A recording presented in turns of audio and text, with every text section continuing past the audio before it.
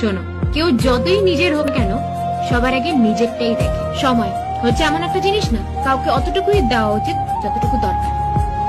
দরকার অতিরিক্ত সময় যদি তুমি দিয়ে দাও, না তোমার ইজ্জত থাকবে, না তোমার দেওয়া সময়। জীবনের কোনো পরিস্থিতিতে যখন তুমি একা হয়ে যাবে না, তখন ভয় পাবে না, ঘাবড়াবে না। কারণ মনে রাখবে যে সিংহাসনে লোকে একাই বসে। কাউকে মনে আঘাত করা আর কবরে ফুল দিয়ে সাজানোটা অনেকটা একই ব্যাপার। তুমি যতই ফুল দিয়ে কবর সাজানো না কেন, যে মানুষটা মরে যায় সে থোড়ি ফিরে আসে।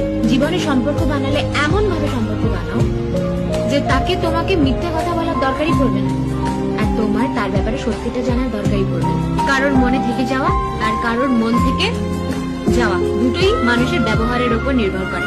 আজকালকার দুনিয়ার শুভ চিন্তাকরা তো এরকম হয়ে যাচ্ছে যে তোমার কিছু একটা শুভ হয়ে গেলে তারা চিন্তিত হয়ে যাচ্ছে। কোনো মানুষ যদি তোমার গায়ে কাদা ছিলায়, কোনো মানুষ যদি তোমার সাথে বাজে ব্যবহার করে, মনে রাখবে যে মানুষ তো সেটাই দেবে না যেটা তার কাছে আছে। দেখতে গেলে সম্মান বা রেসপেক্ট শুধুমাত্র দরকারের হয়, প্রয়োজনের হয়, মানুষের হয় না। দরকার বা প্রয়োজনের শেষ, সম্মান বা রেসপেক্ট শেষ। কেউ খুব সুন্দর একটা কথা বলেছে যে সময় তবুও সময় মতন পাল্টায়, কিন্তু মানুষ যে কোনো সময় পাল্টায়। যার যাওয়ার তাকে যেতে পারে, আর যদিও বা সে থেকে যায় তাকে চলে যায়, তাই না?